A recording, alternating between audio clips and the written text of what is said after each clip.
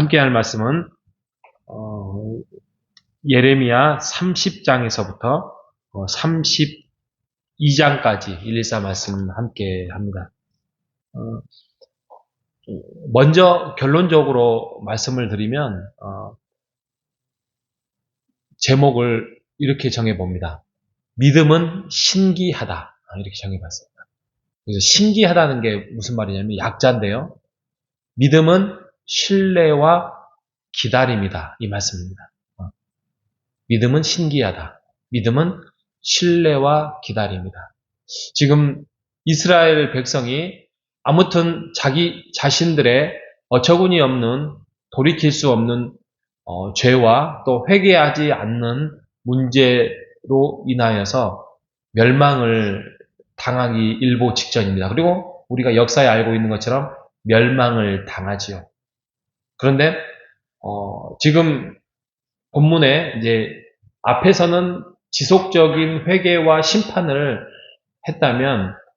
선포했다면 이제부터는 지속적으로 회복의 역사, 그리고 하나님이 일하심의 역사를 알리고 있는 것입니다.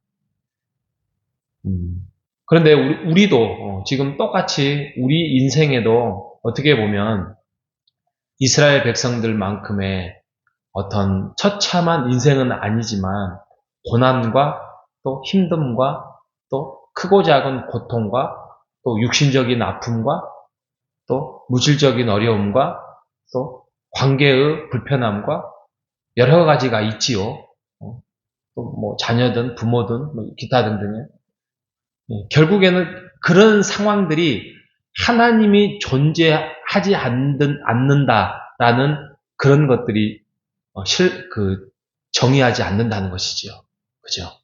우리가 하나님이 존재하시고 일을 하시고 또 지금까지 우리를 지키시고 인도하신다는 사실에 대해서 역사적으로나 실제적으로 변함이 없는 거예요.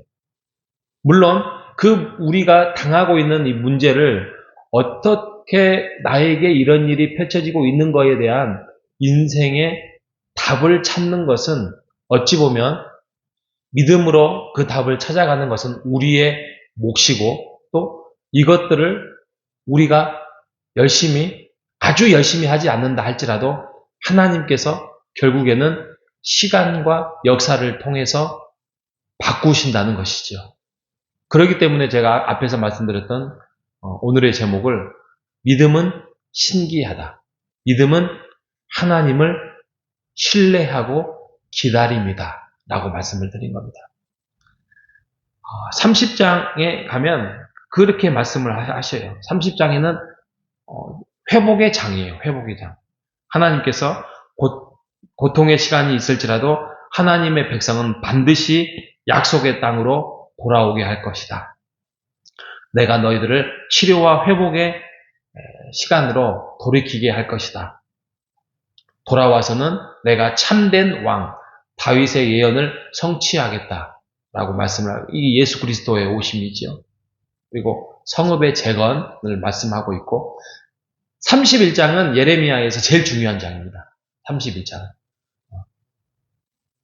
31장은 제가 오늘 수요일이어서 말씀을 준비를 했는데 간단하게 말씀을 드리면 새 언약이죠. 새 언약. 앞에 아담과의 맺었던 언약, 노아 언약, 모세 언약, 다윗 언약 하고는 비교할 수 없을 정도로 새 언약이 완성을 하나님께서 시키겠다라고 선포하는 거예요. 완성되진 않았지만 결국에는 새 언약을 하나님께서 세우겠다는 거예요. 지금까지 너희들이 연약했고 악했고 또 안 지키면 무너졌지만 아예 그냥 눈에 보이지 않게 돌판으로도 너희들이 새겼는데도 잊어버리고 또 너희들이 지키지 아니하니까 아예 마음판에 새겨버리겠다.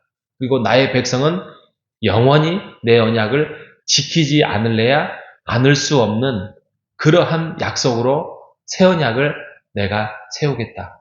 이게 뭐죠? 개봉박두? 간단하게 말씀하면 성령이죠. 성령. 그렇죠?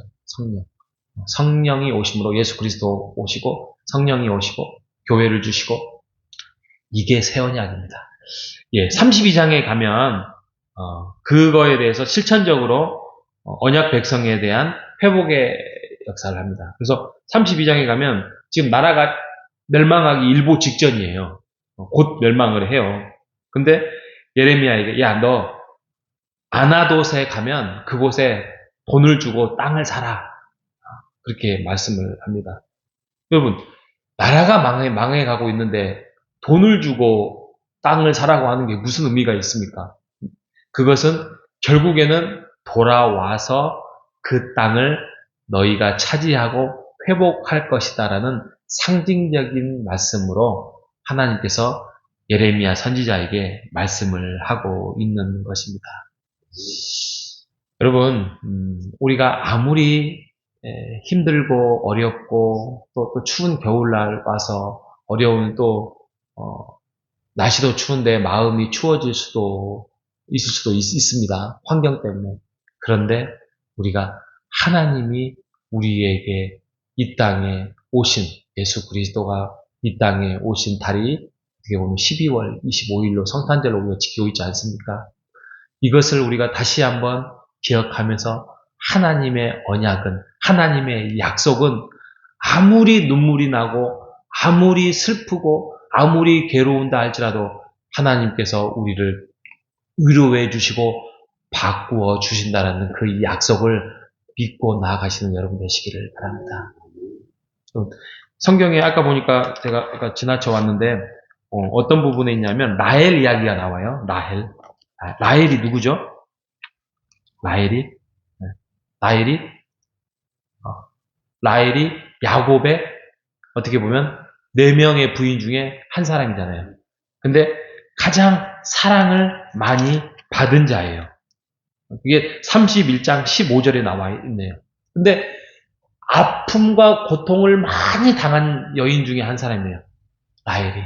왜냐하면 라헬이 15절에 보면은 이렇게 말합니다. 여호와께서 이와 같이 말씀하시니라 라마에서 슬퍼하며 통곡하는 소리가 들리니 라헬이 그 자식 때문에 애곡하는 것이라. 그가 자식이 없어져서 위로받기를 거절하는도다. 아기를 갖고 싶어서 몸부림을 쳤는데 끝까지 자녀를 생산하지 못했어요. 근데 자기 언니는 막 아이를 낳아요. 얼마나 나의 그 남편을 뺏기고 싶지 않아서 자기의 종을 붙여주면서까지 아기를 낳게 해서 붙들고 싶었을까요? 그래도 아기가 태어나지 않아요. 근데 태어났어요. 얼마나 기뻤을까요? 그게 요셉이잖아요. 근데 그 요셉이 그 형들의 나쁜 거짓말과 악한 행동으로 해서 잃어버리잖아요. 그때는 이제 죽음을 당했다 하잖아요. 그때 라헬의 심정 아십니까?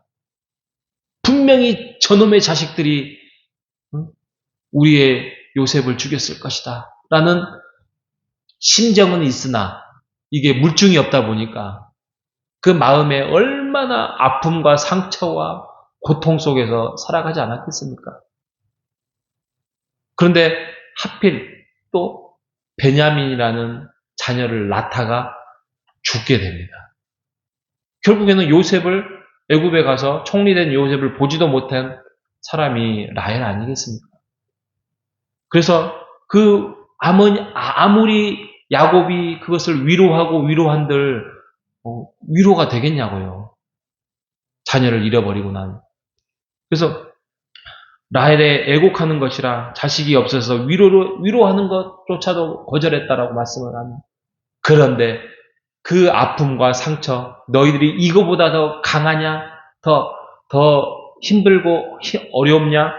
그런데 16절에 보면 여호와께서 말씀하십니다. 내 눈물소리와 내 울음소리와 눈물을 멈추어라. 내가 돌아올 것이다. 17절에 너의 장래에 소망이 있을 것이라. 너의 자녀가 자기들의 지경으로 돌아오게 하리라 라고 말씀하고 있습니다. 결국에는 우리를 위로하고 회복시키고 우리의 눈물을 닦아주실 분은 우리 여호와 하나님임을 믿고 나아가시는 여러분 되시기를 바랍니다.